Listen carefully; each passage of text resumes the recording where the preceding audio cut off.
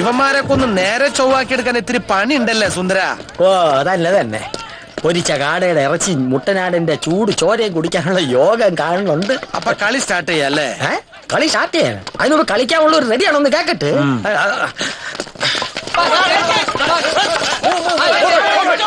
എന്റെ അമ്മ ഗംഭീര കളി. മാധവ, മാധവ, വർഗീസ് സാറ് അടിച്ചടിച്ച ഡ്രസ്സുകളൊക്കെ ഇട്ട് കളിക്കാൻ കണക്കാക്കി തന്നെയാണ് വന്നിരിക്കുന്നത്. ഇനി നിങ്ങൾ കൂടെ റെഡിയായ മത്സരത്തിന് വിസിലു ഇതായിരുന്നു. രാവിലെ നിന്റെ തിരക്ക് ഒരുപാട് കറങ്ങി കേട്ടാ. വീട്ടിൽ ചെന്നപ്പോ പറഞ്ഞ് കാളയെ കാണുമെന്ന്, കാളയിൽ ചെന്നപ്പോ പറഞ്ഞ് ക്ലബിൽ കാണുമെന്ന്, ക്ലബിൽ ചെന്നപ്പോ പറഞ്ഞ് ബാറിൽ കാണുമെന്ന്, ബാറിൽ ചെന്നപ്പോ ഈനാജ് മാപ്പിള പറഞ്ഞ് നീ കോലുമായിട്ട് കളിക്കാൻ ഇറങ്ങിയിരിക്കുകയാണ്. എന്താ കാര്യമുണ്ട്, നീ കൂടുതൽ പെരുപ്പിക്കല് കേട്ടാ. എന്റെ തടി വരെ കെടുത്തരുത്. ഒന്ന് വണ്ടി കയറേ. വരട്ടാതെ സാറേ, നമ്മളെ വിട്ട് വേറെ പണി നോക്കി സാറേ തള്ളി.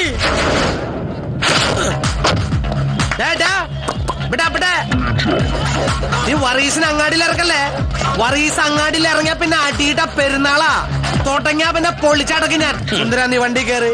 ഇത് ഞാനും ഇവനും തമ്മിലുള്ള സിംഗിൾ കളിയാ. നീ വണ്ടിയിലിരുന്ന് കളിയാണ്. നന്നായിട്ട് കളിക്കിച്ചല്ല. പോലീസും കോപ്പൊക്കെ അങ്ങ് സ്റ്റേഷനില്ലേ. ഇവിടെ മാധവന്റെ ഭരണ. രാവണൻ എന്നുള്ള പേരിൽ അറിയപ്പെടുന്ന നിനക്ക് 10 തലയുണ്ടെന്നൊരു വിചാരമുണ്ട്. അത് നാട്ടുകാർക്ക്. പക്ഷെ എന്റെ മുമ്പില് നീ ഇപ്പോഴും കൊമ്പ് മുറിഞ്ഞ ഒറ്റ തലയും തന്നെയാണാ. നീ ചാലക്കുടിക്കാരൻ്റെ വേട്ടിച്ചിട്ട പോളല്ലേ?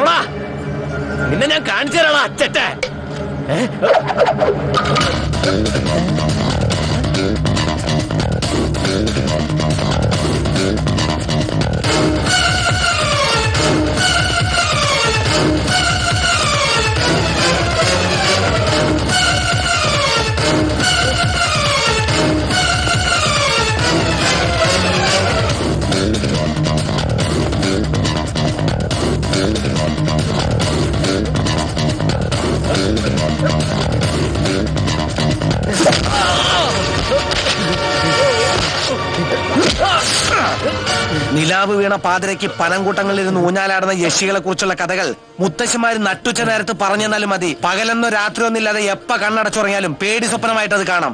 അതുപോലെ നിനക്ക് ഈ രാവണനും കാണണ്ട, കാണണം. മരുന്നിനൊരു പേടി സ്വപ്നം, അത് നിനക്ക് അത്യാവശ്യ.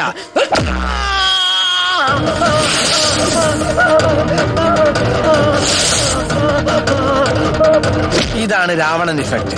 ശരിക്ക് കണ്ട് മനസ്സിലാക്കിയോ. കുറച്ച് കഴിയുമ്പോ പഠിക്കാനുണ്ടാവും.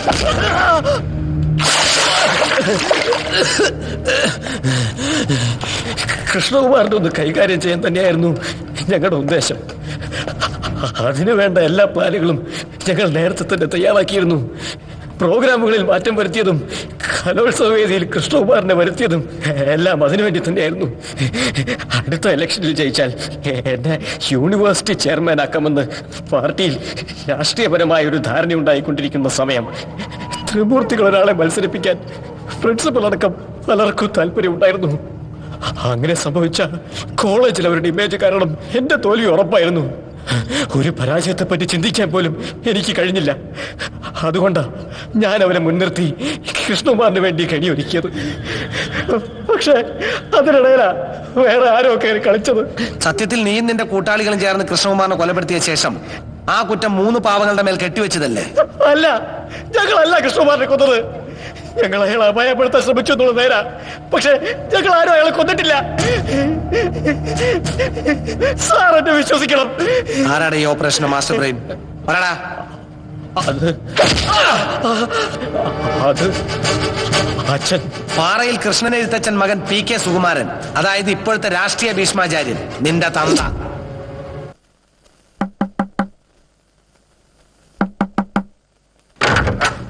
എന്ത് വേണം?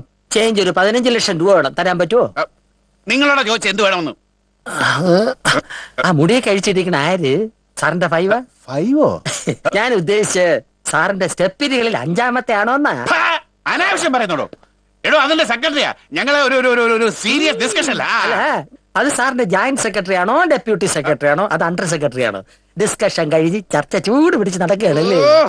എടോ തെമ്മാടി, പാറയിൽ സുകുമാരന്റെ മുമ്പിൽ ഇതുവരെ ആരും നീണ്ടു ഒന്നും സംസാരിച്ചിട്ടില്ല. ആ സാറിന് നൂന്ന് നിക്കാൻ സമയം കാണൂല. പക്ഷെ പോലീസുകാരനാ എനിക്ക് നൂന്ന് നിക്കാം. സുകുമാരോട് തർക്കുത്തരം പറയുന്നോടെ തെണ്ടി. മോനെ സുകുമാര, കൈ ഉയർത്താം. പക്ഷെ ലക്ഷ്യത്തിൽ കൊള്ളുന്ന ഉറപ്പുണ്ടെങ്കിൽ മാത്രമേ അടിക്കാവൂ. ഇതുപോലുള്ള തടസ്സങ്ങൾ ഉണ്ടാവരുത്. സുന്ദര, സർ. ഐറ്റത്തെ പോയി പിടിക്ക്. സർ. ശരീരത്തിൽ വല്ല പപ്പും മൂടി ഉണ്ടോ നോക്കണേ. നീ കൈയോങ്ങിയതേ നിന്റെ മറ്റേടത്തെ വാച്ച്മാന്റെ അടുത്തല്ല, പോലീസുകാരനോടാ. സൂക്ഷിക്കണം. സാറേ ആനപ്പറ ലൈലേ ഇങ്ങോട്ട് മാറിയിക്കടേ. നിങ്ങളുടെ ഒരു ഫാമിലി ഫോട്ടോ എന്നെ ഒഴിവാക്കി. രാഷ്ട്രീയക്കാരനല്ലേ?